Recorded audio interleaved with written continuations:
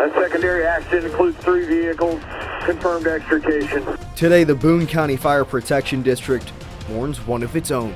It is with great sadness that I announce that Boone County Fire Protection District Assistant Chief Bryant Gladney was killed today. Early this morning, a semi slammed into emergency response crews working a different crash on I-70. Unfortunately, he was pronounced dead a short time later. A firefighting career in Boone County spanning decades. This is the first line of duty death for the Boone County Fire Protection District. Today, we're learning more about the life of Assistant Chief Bryant Gladney. This is KOMU 8 News at 6. Coverage you can count on. KOMU 8 News starts now. Early this morning, emergency crews were responding to a crash on westbound I-70 at mile marker 135, when officials say a semi hit crews working the original crash. Good evening, everyone. I'm Noah Klein. Thanks so much for joining us. Assistant Fire Chief Bryant Gladney was killed in that crash. KOMU 8's Avery Everett has been following this story for us all day. She joins live now at the Fire Protection District headquarters in Columbia. Avery, what have you learned? A milestone moment in the 2022 midterm election is almost here. Campaigns across the state learn if they live to fight another day as the primary polls close in an hour. Voters hit the polls today to choose who they want to represent their party in November's general election. Thanks for joining us. I'm Mike Bush. And I'm Ann Allred. We have team coverage. Our reporters are all over the state at campaign parties for many of the front runners in the Senate race. First, let's send it to Elise Schoenig. She's live at St. Louis County election headquarters in St. Anne. Elise, they were expecting about a third of the people to show up for this election. Do you know anything about turnout yet? Well, we're still an hour away from closing. Yeah, and voter turnout has definitely picked up today. They're not quite at that 1/3 mile mark yet. Control of the U.S. Senate could come through Missouri, making this one of the most closely watched primaries in the nation. A long, very long list of candidates want to fill retiring Republican Senator Roy Blunt's seat. On the GOP side, Eric Schmitt, Eric Greitens, and Vicki Hartzler, those are the front runners.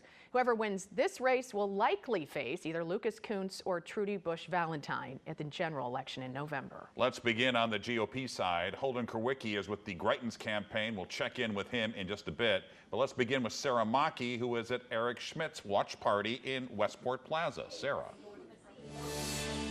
Yeah, that's absolutely right. One of the biggest talking points over the last 24 hours involves somebody who is not even in this race. We were talking about former President Donald Trump. He yesterday endorsed Eric, though not giving a last name, Greitens or Schmitt. Last night, Schmitt told us that he believes that endorsement was for him, but for more on this confusion, we're actually going to go over to my coworker, Holden Kerwicki, now, who has more from the Greitens campaign. Holden. Well, Sarah, as we well know, there are multiple Erics in this race. And last night, as you mentioned, former President Donald Trump endorsed Eric, without specifying which one. But today, Eric Greitens says he personally called former President Trump and thanked him for his support. Thank you, Holden. Another serious contender to be the GOP Senate nominee is Congresswoman Vicki Hartzler. She cast her ballot this morning just south of Kansas City in Harrisonville. Her watch party will begin in about an hour in Garden City, Missouri, and Senator Josh Hawley has endorsed her. Now looking to the Democratic side of this primary. The two frontrunners are Marine veteran Lucas Kunce and multimillionaire beer heiress Trudy Busch Valentine.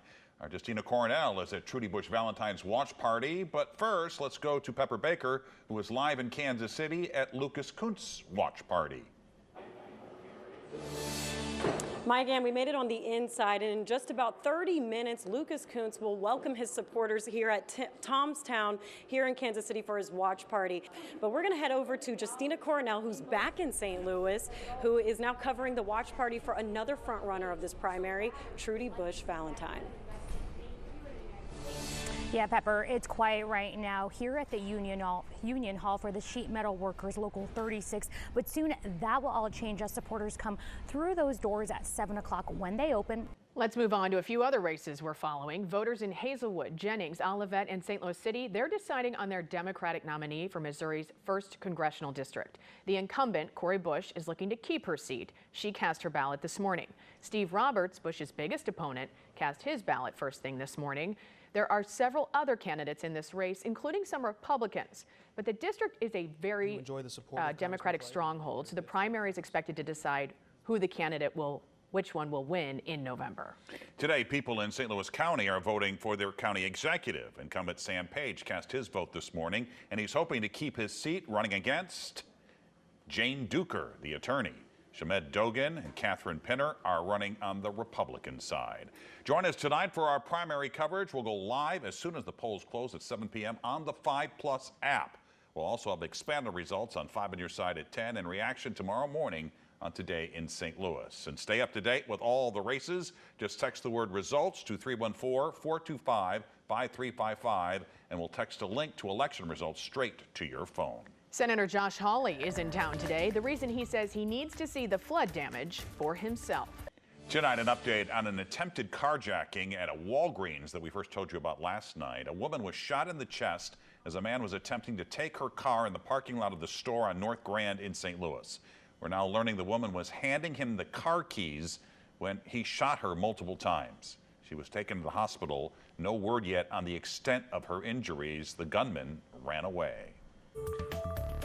Senator Josh Hawley visited Florissant today to see the flood damage with his own eyes. He stopped by the old St. Ferdinand Shrine this morning. The historic church took on more than 2 feet of water during the flash flooding last week.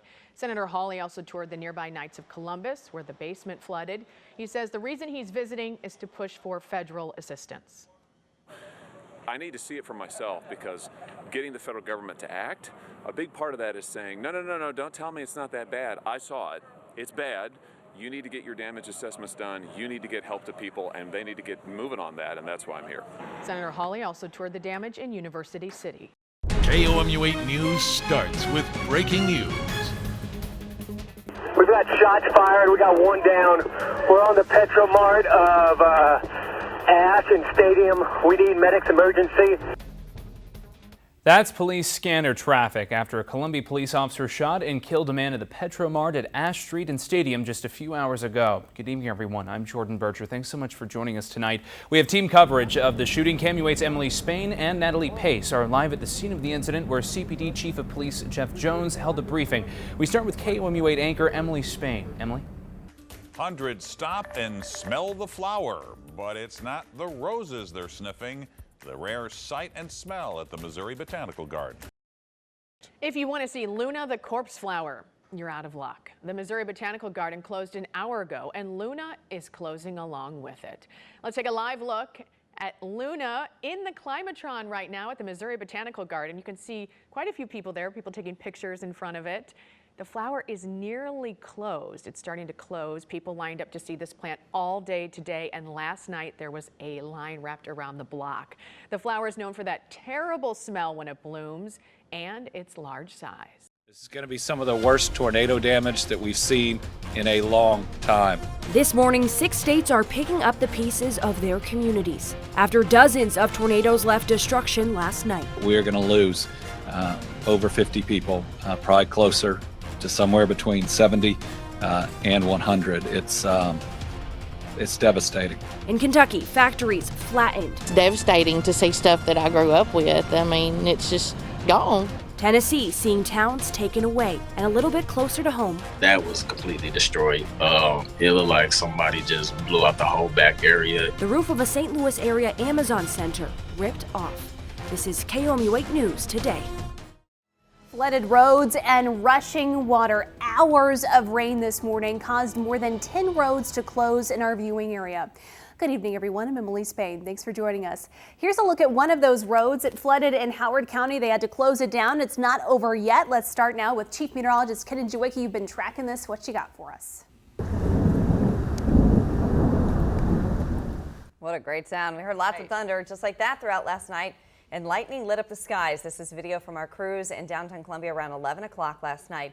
Some areas received more rain than you can see here. You said, what, inch and a half? That's like cause for celebration right now. We got some rain. Over at the airport, they had an inch and a half of rain. Coverage you can count on. KOMU8 News starts now. Are we teetering on the brink of this? Is no help coming because it's not getting any better? After days of record high COVID cases, student walkouts, and a petition for an emergency meeting, teachers at Columbia Public Schools say they are simply tired. Good evening, everyone. I'm Emily Spain. And I'm Noah Klein. Thanks so much for joining us tonight. CPS teachers are frustrated about staffing and health risks. KOMU8's Peyton Headley joins here in the studio. She spent the day speaking with some of those teachers.